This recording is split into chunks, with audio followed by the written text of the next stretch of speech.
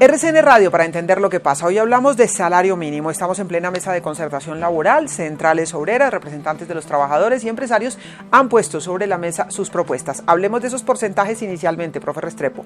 ¿Qué piden los trabajadores? ¿Qué están ofreciendo los empresarios? Los trabajadores están pidiendo que se aumente el salario mínimo hasta $1.000.000 uniendo tanto el subsidio de transporte como el salario mínimo. Eso sería equivalente a un aumento de un poco más de un 8%. 8.1%. ¿Qué están ofreciendo los empresarios? 4.5%. Pareciera inicialmente, profesor Jorge Restrepo, que la diferencia es amplia en términos de porcentaje, pero ¿se pudiera llegar en algún momento al $1.000.000 que piden los trabajadores? Yo lo veo muy difícil en términos de un aumento del salario mínimo que lleve al subsidio de transporte y al salario mínimo hasta $1.000.000. Lo veo muy difícil, digo, porque eso supondría un aumento muy superior a la inflación en la que terminaría este año. Ahora, pero uno piensa en los trabajadores, en los que tienen que mirar su bolsillo cada vez que van a comprar algo, y evidentemente la diferencia entre lo que plantean trabajadores y lo que plantean los empresarios no es muy grande.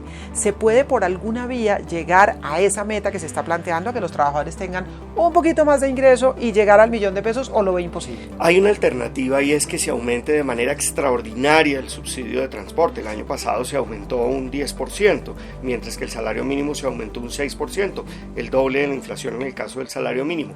Lo que podría ocurrir es que se aumente el subsidio de transporte de manera tan grande que se pueda llevar hasta $1.000.000, pero para aquellas personas que ganan entre 1 y 2 salarios mínimos, porque recordemos que el subsidio de transporte únicamente lo reciben, lo pagan los empleadores para aquellas personas que no tienen un ingreso de más de 2 salarios mínimos. Es decir, que no se suba el salario mínimo como salario como tal, hasta el $1.000.000, sino que para llegar a esa meta, lo que se debería subir, según lo que propone el profesor Jorge Restrepo, es el subsidio de transporte.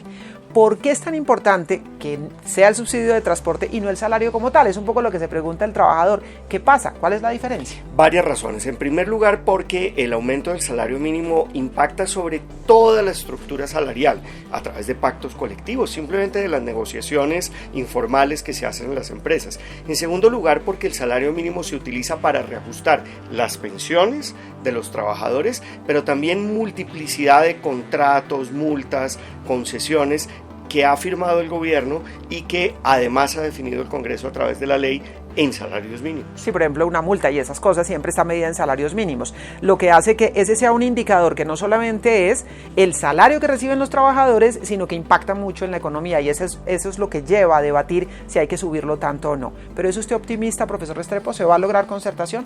Yo no soy optimista. Yo creo que lo que va a suceder es que el gobierno va a tomar una decisión relativamente moderada en materia del salario mínimo y un aumento extraordinario del subsidio de transporte.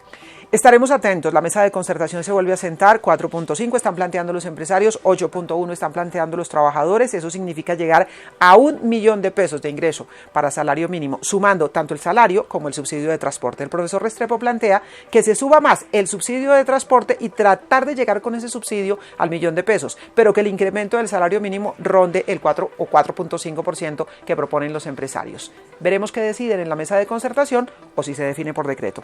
RCN Radio para entender lo que pasa.